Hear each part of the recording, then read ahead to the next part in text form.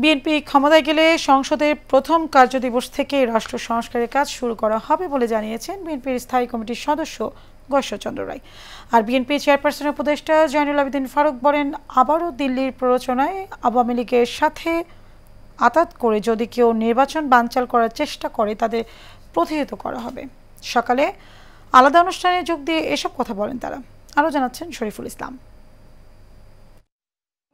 সকালে জাতীয় প্রেস ক্লাবে বিএনপির ৪৭তম প্রতিষ্ঠা বার্ষিকী উপলক্ষে স্বাধীনতার ঘোষণা ও বহুদলীয় গণতন্ত্র শীর্ষক আলোচনা সভার আয়োজন করা হয়। ইন্টেরিয়াম গভর্নমেন্ট একটা সুষ্ঠু ভোট উপহার দিতে পারে। এ সময় বিএনপির চেয়ারপারসনের উপদেষ্টা জয়নুল আবেদিন ফারুক বলেন, নির্বাচনকে বিভ্রান্ত করার জন্য পিআর সহ নানামুখী ষড়যন্ত্র চালাচ্ছে কোনো রাজনৈতিক দল।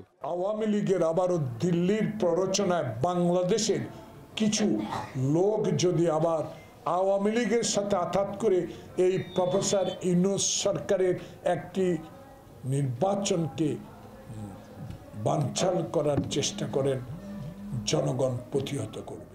আর পল্টনের ফারিস টাওয়ারে এক আলোচনা সভায় যোগ দিয়ে বিএনপির স্থায়ী কমিটির সদস্য গয়েশ্বরচন্দ্র রায় বলেন, গত ১৭ বছরের অব্যবস্থাপনাকে ব্যবস্থাপনায় আনতে সময় লাগবে।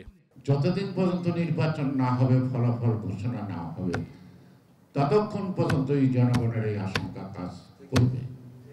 এই আশঙ্কা কিভাবে সরকার দূর করবে এটা তার ম্যাটার, আমার ম্যাটার না।